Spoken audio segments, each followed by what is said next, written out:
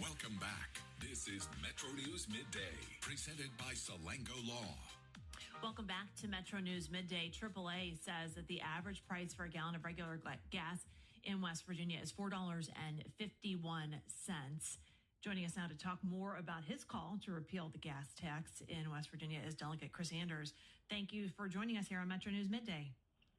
Well, thank you so much for having me on, Amanda. It's our pleasure. The gas tax is something that, even Donald Trump said a couple weeks ago. President Trump said that he was considering, recalling the federal gas tax, at least for a short period of time. The Democrats have been saying for a while now, let's do this. State Treasurer Larry Pack says it, and you are now joining this call for action.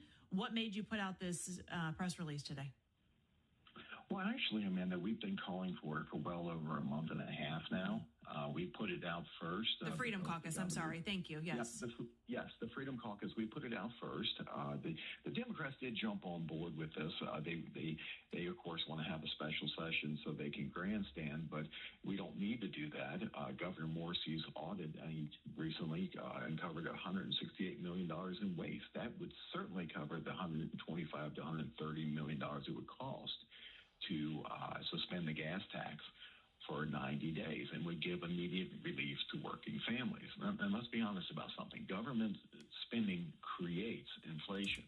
Inflation is a hidden tax, and every time the government overspends, the dollar buys less, and families pay more for gas, groceries, electricity, and heating fuel. Now, every dollar a family spends filling their tank is a dollar they can't spend on groceries, medicine, or their children. So if the state can impose taxes on businesses or give special carve-outs to politically connected corporations, it certainly can impose taxes on working people, too. Federal excise taxes are 18.4 cents per gallon on gas, 24.4 cents on diesel. West Virginia's state gas tax is 35.7 cents per gallon. So combined, West Virginians pay 54.1 cents per gallon at the pump. What do you say to folks who are concerned that already troubled roads will be troubled even longer as a result of this type of action? That's a funny conversation because every time on the floor that I've pushed to reduce taxes or to eliminate a certain tax, and I even stated this on the floor, politicians run out and they hug roads. They pretend that every tax is supposed to fund the roads. But the governor uncovered $168 million in waste. That will more than cover the cost to suspend the gas tax for 90 days. This is about kitchen table economics. People don't care about political talking points. They care about whether or not they can afford to fill their tank and buy groceries for a week. I get calls from my constituents all the time. A lot of West Virginians in rural areas drive long distances every day, whether it's to go to school or whether it's to go to work. And suspending it for 90 days would immediately lower the cost for these commuters, truckers, farmers, small businesses, and families just trying to get to work or school. We're talking with Delegate Chris Anders from the 97th District.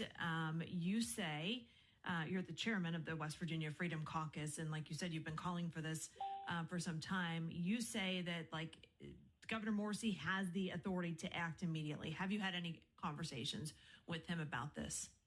Well, we reached out to his office several times about this, and I have messaged him myself as well. This is something, again, the president is even saying that we should do so at the federal level. West Virginia should lead instead of waiting for Washington, D.C. to do something. Because, again, if government can find money for corporate handouts and bloated spending bills, it can certainly afford to give taxpayers relief at the gas pump. Delegate Anders, why do you think that this is a political issue in the sense that we got to kind of wait and see? Because you made a point to say that we give corporations tax breaks, we carve out other opportunities for groups, but this is something that would directly affect people every single day of their lives. So why would this be a decision? Why do you think it's a decision that could have people thinking, politics before people? I don't understand it, so I can't exactly address that. I mean, let's be, honest on this. Maybe the people don't have the high dollar lobbyist hanging out in Charleston, buying free dinners and providing happy hours and lunches for politicians. In the end, for the people. And that's who we should be accountable for. And doing this is a direct impact. It will help them tremendously. It's time to return some of the money back to the people who are actually paying the bills here, and we need to put our constituents first. As you say, they can't take anyone out to dinner because they're trying to fill their gas tank. So there you go. There you go. We have 20 seconds. You summed it up well. Thank you. We have 20 seconds left. How are the interims for you?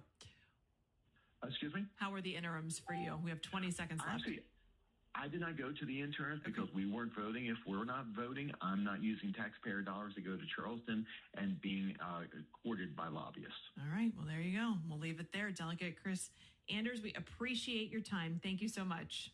Chair of the Freedom Caucus. Thank you. Have a great day. You too. Thank you. Thanks for hopping on with us. You're listening to Metro News Midday. We're back in just a couple of minutes. We'll be right back. This is Metro News Midday. Metro News.